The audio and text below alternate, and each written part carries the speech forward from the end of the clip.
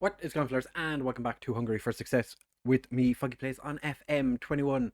Today we look at the end of season review for the end of season 7, and we're going to be looking at the transfers up to the first game we play in the Champions League, which may or may not be the first round, depending on who we draw. Don't think we're going to be doing that because I don't want to stretch the season out too long. The last season was 11 episodes, which is a little bit longer than the rest of the seasons.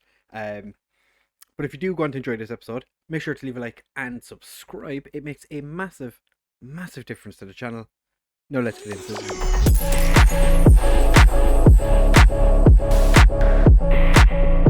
Fellas, so it is the end of the season 2026, and as you can see, 2 trophies. We've done well, winning a double, almost a treble. If only we hadn't conceded 7 against Arsenal in the second leg.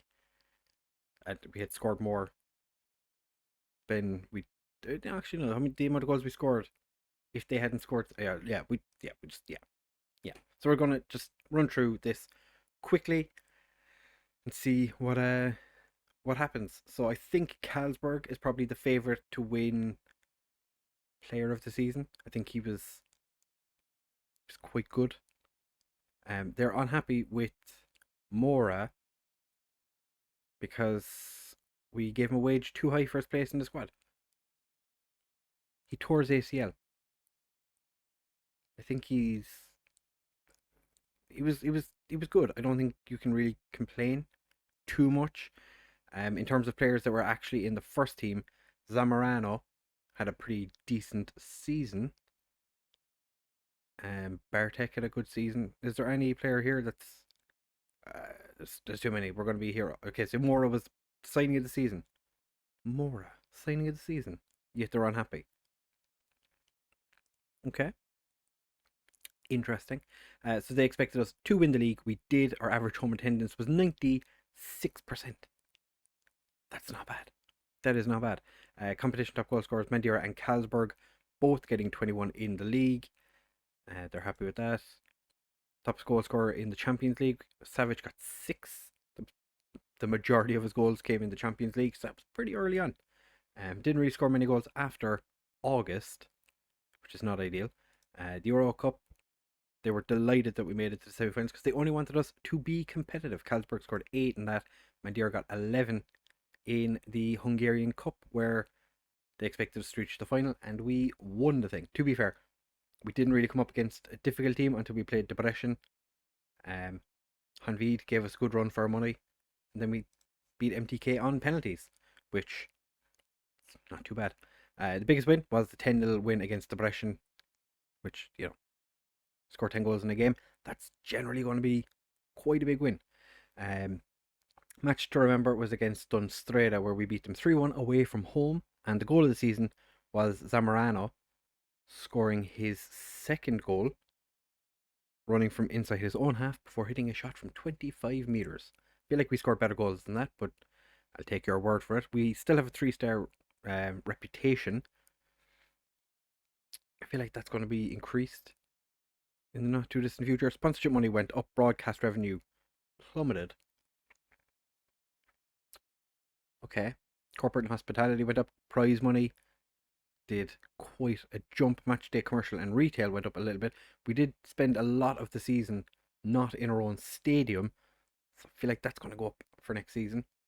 The shirt sales, Carlsberg sold the most. Madeira, Grodem, Versace and Oriola, the other 4 who sold a decent number of shirts. Not surprised by any of those, really, to be fair. Versace, Carlsberg, they're both quite highly rated by the fans. Madeira is quite liked by the fans, as is Grodem. Oriola, fair enough. He's a young Peruvian striker. Can't really complain about that. The overall best 11 for the season, Werner in goal, 1 assist. I feel like he had more assists than 1, but played 49 times. He had quite a good season for his first season as our first choice goalkeeper. Fleck and Maputa as our wing backs. I feel like Fleck is lucky to get in there because Enjo was quite good until he unfortunately left us for China. Hidalgo and Stepanenko did play the majority of, as you can see, they played most of the games. Zamorano and Kosteric, Versace, Carlsberg, Mandira, and Grodem. Yeah, like you can see in here, Fleck has easily the least amount of games played. Carlsberg and Mandira both starting 50 plus games. Carlsberg had 34 assists. That's a lot of assists, and he hit the most goals. So he had 75 goal contributions by himself this year. So he did win Fans Player of the Season, as you would expect, and he won Young Player of the Season. So this is the last time he can win it. Signing the season went to Mora, as we saw. Goal of the season went to Zamorano, as we saw. Top goal scorer Carlsberg from the wing with 41, and the most assists with 34, and the most player of the matches with 17, and he had the highest average rating at 7.8. Carlsberg had an exceptional season. I fear some club is going to come in and try and sign him, and they're going to offer more money than our board is willing to reject. I won the Hungarian top division manager of the year, and Carlsberg did win the top goal scorer, just ahead of Mandira. I think it was based on assists in the end because they ended on equal goals in the league, and Carlsberg won the player of the year.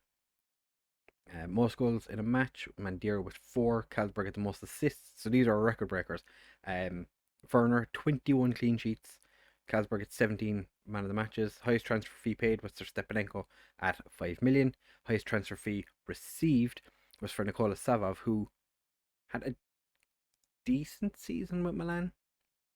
Only started one game, and it was on the continent, but he scored 5 goals in 19 appearances. Should have stayed with us, buddy. You would have smashed it. Carlsberg with the fastest goal, which I think was actually a penalty. The youngest player we played was Peter Martin at 15 years, 342 days. So he's our new youngest player. History in the making. What is next on the list? Claim their 4th successive title to back up their preseason. Yeah, like we were favourites to win it anyway, so we did pretty well. So the overall best 11 now has Hood Wagner, who is playing for Oish Pest, Perlescu, who's off playing in Romania for Cluj, and he's had a decent season and a half at Cluj. Derek is playing in the Hungarian national team and playing for Ferencváros, where he had a terrible season. Puskás is off to Brescia, who did manage to get into Europe for next season.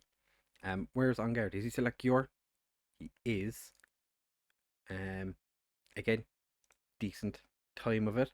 Oriola and Ortiz. What's Ortiz up to these days? Still playing in Ecuador and playing quite well. 700,000 well spent for them. Carlsberg and the Fridge. What's the Fridge up to? The Fridge is off playing in Iceland now and not doing all that well. Hasn't decided to retire yet, so we don't know. We won't have him joining. I'm definitely going to bring him in as a coach if at all possible. And Gabriel's playing for Hanvid. Did Christian Mark play any games for Liverpool? He got 5 appearances. 5 league appearances for Liverpool, so congratulations. Kovac, as we saw, is playing for MTK, Versace, Savov, Hidalgo, and Grodem, all making it into the overall best 11, but as substitutes. I don't care where they are. So the expected goals for this season, or the average expected goals per season, or per match, sorry, was 2.3. Or the expected goals was 93.2. We actually scored 108, which I thought was going to be close to getting the record. It is not. MTK have 146 goals, so we need to beat that next season. The expected points were 76.4. We actually had 83. I think the expected points would have still, expected points still had us winning the league regardless, and that's what we did.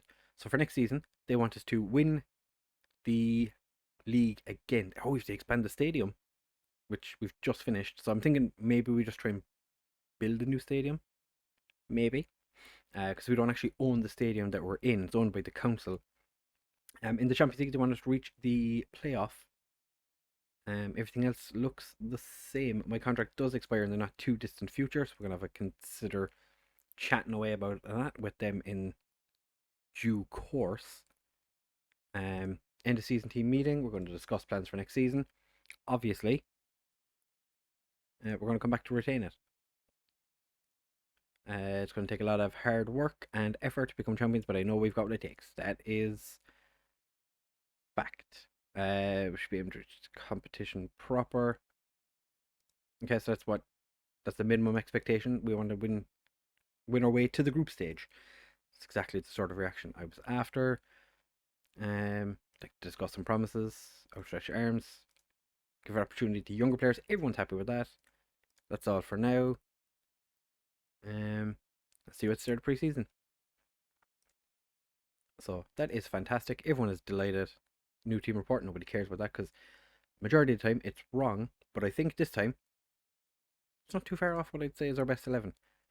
Just not going to bother looking at the season there. 28th of June we're back. We have just to look at the pre-match and our post-match analysis against MTK, and we have a couple of transfer offers in for Thomas Papp.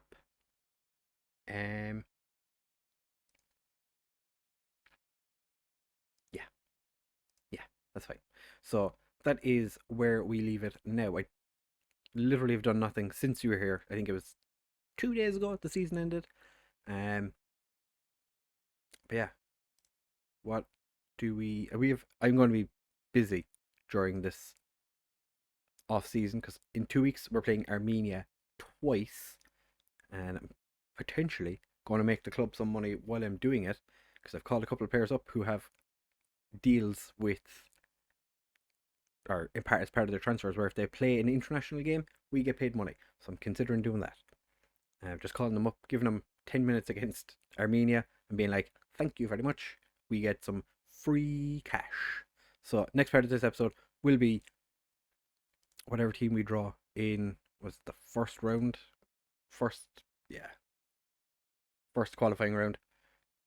We need to get on getting that better. We're currently sitting 22nd in the competition reputation. I'm hoping that we can jump up to like 15th or so. That would be ideal.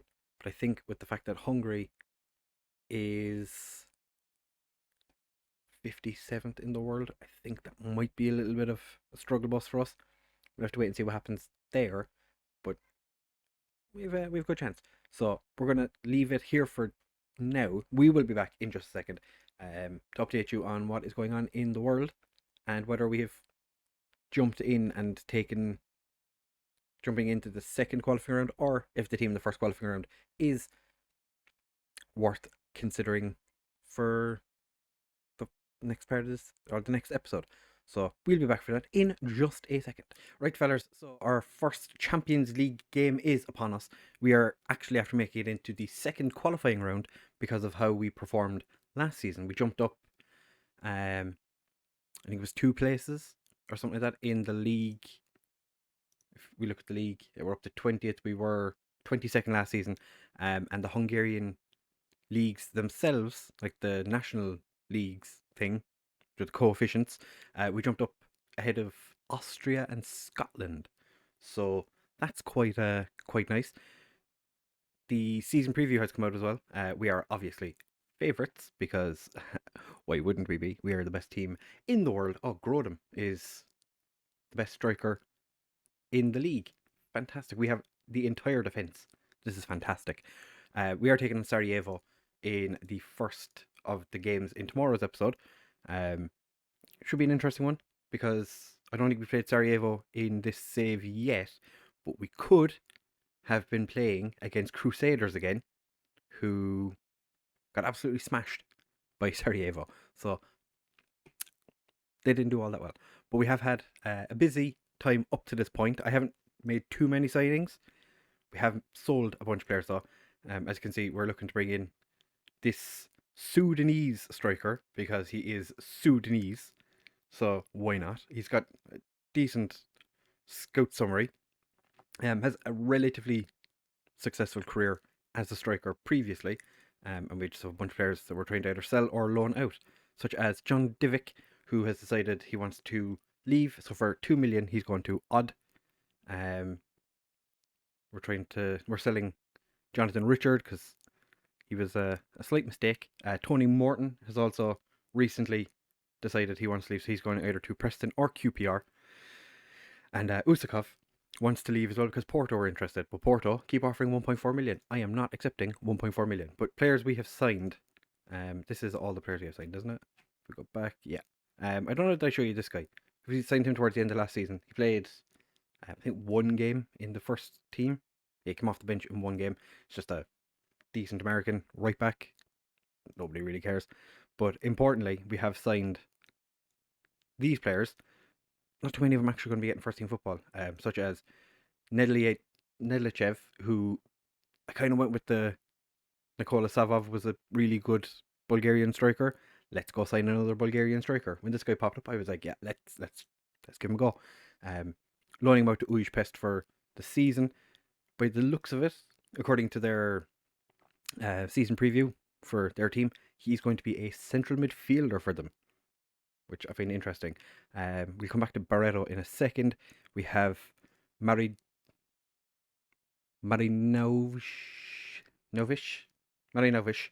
a left winger who I think actually has, I said when we looked at him first, he has potential. So he's going to be our backup left winger for the season, because why not?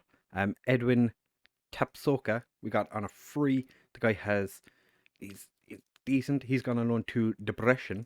Never been much of a goal scorer in his career. I want to see if he can do what Robert Simon did last season at Debrecen, and see if he can smash in some goals for him. He does have a decent amount of potential, so it'd be nice for him to get a little bit of first team football, if nothing else.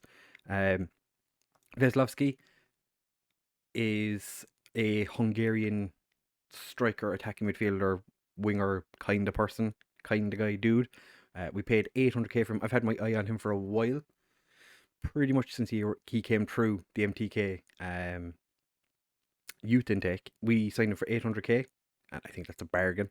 He's gone on loan to a team that just missed out on promotion last season, or affiliate club. So hopefully he gets some game time and can get them promoted. And then, Lazar Hamouche, an Algerian striker, our goalkeeper, I literally just signed him because I needed a goalkeeper for my B team, and he's our goalkeeper in the B team. And then there's Alejandro Barreto. I signed him because look at those numbers: 16 work rate, 16 heading. The guy is like physically, he's an absolute monster. Mentally, has some areas he could work on, but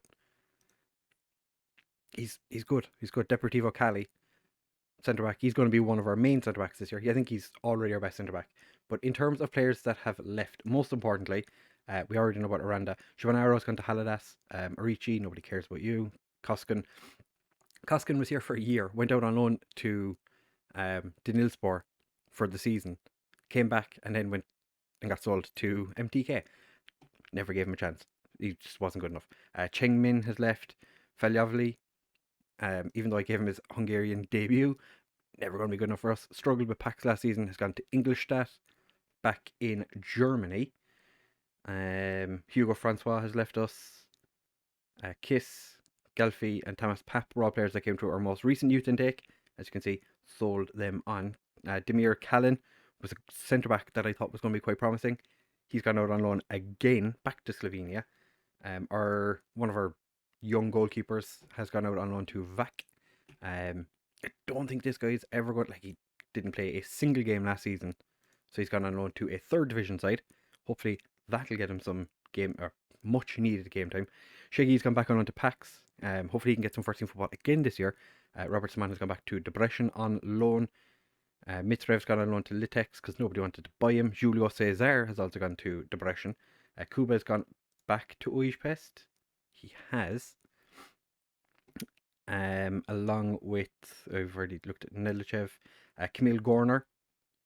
I wanted to play him. I think he's a decent player, maybe third choice, maybe fourth choice centre back.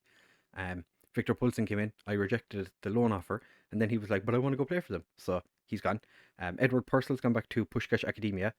Adnan Abe, the right back I paid all that money for, he's like a star and a half. He's nowhere near good enough to play in the first team. He went on loan to Dindelspor last season. He's now gone to Ankraspor this season. Hopefully he can get more game time than he did last year and actually make it into their first team.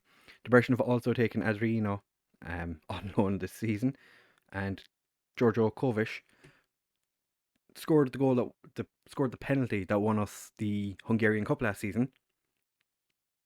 I intended on keeping him at the club, but Menfosanak came in and went, "Can we have him on loan?" And I was like, "Okay." I think they're playing him as like a first team regular. It doesn't say here, but I'm pretty sure he's like a star player or a key player. He's an important player regardless. So we've loaned a bunch of players out. It's been a busy transfer window so far. We don't have a huge amount more that we need to do, but we do have 22 million in the bank, or in the transfer budget. Our wage budget's gone up to 257,000, and our overall balance is 28 million. So we're doing pretty well for ourselves, and we are Champions League bound. So hopefully we can continue our good form of late, make it to the playoffs, and actually win the playoff this time. We are expanding the stadium again, so I don't understand. I think we played half of last season in our own stadium, but now we're back in the Groupam Arena, which is the Hungarian, we're back playing FmGreeno again. So it's a 22,000 seater stadium. As you can see, state of the art training and youth facilities, exceptional academy coaching, exceptional youth recruitment. We are amazing. We've adequate corporate facilities. I'm not able to do anything with that, but we are going to have an 8,055 capacity stadium when we move back in March. So it'll be around the same time as we get our youth intake. So that'll be interesting. Didn't cost us too much. I think we didn't pay for most of it because it's council owned, so we paid like 4 million or something, and then a whole bunch of other people paid 8 million. We got 2 new sponsors out of it, so really, it's, it's pretty good in any case. Players that are a little bit on the less than happy side, Osakov, because I keep rejecting offers from Porto that are stupidly low. There's a Chinese club in for him as well. Ivanovic had an offer for him. I rejected it. He's thrown a hissy fit. Then he said he wanted to stay and rejected an offer from somebody. So he's, been left out of the Champions League team. Anyone else of note? Threw some people into the B team. Tapa has an offer to take him out on loan. Falusi's a little bit peeved that I won't loan him out. I don't know. I think maybe I'll loan him out. And Riffin has had offers for him as well, and he just keeps rejecting them. Janjic, I think he's off to one of 2 Serbian clubs, so that's fine. Scott Kerr looks like he's going on loan to one of English teams, and there's nobody else. There was somebody else I think that was throwing a hissy fit that wanted to leave. John Divick, he was annoyed because I told him he was going to be good enough to play for us, and yeah. So we have 29 players in our first team at the moment, but that'll definitely be coming down, because what I normally do, I don't know if everyone else does this, but I put pretty much everyone I think could be first team or is first team ready or in the first team already, put them into the first team and then kind of whittle it down from there, so I can figure out who needs to go out on loan, who needs to get sold, and any positions that we are desperately in need of players. So yeah, Mandira, every time I say, like, I think Mandira's time here is finished, he always comes back. Like, he had a really good season last year. Season before, not so great. Season before that, but season before that, his first full season playing in the first team was fantastic. So I don't know what to do with him. I know his potential isn't very high because he can't play as a complete forward, so he has to have you have to have 150 or current ability to play as a complete forward. He doesn't have that, so it's probably not good enough. He scores lots of goals. So in the next episode, we are going to be looking at the game against Sarajevo. We're going to do both legs, which should be an interesting one. We also beat Milan. Full strength. They had a full strength team. We had a full strength team. We beat Milan. We should be able to win the Champions League this year. We beat Liverpool's B side, which is quite good. And we drew with PSG's first team. So We're having a good time, and we're going to be playing Bournemouth, who are a championship club. Yeah, so guaranteed to lose that game. Actually, what's the club value at? 71.25 million. We have lots of money. So we are going to be back in the next episode to look at the Sarajevo games and any transfers that happen in between. I can't imagine it's going to be too much. Like I said, not looking to spend a huge amount of money, but I do want to spend money where necessary. So if you have enjoyed this episode, do make sure to leave a like, comment, subscribe, share with all your friends, and I will see you in the next one.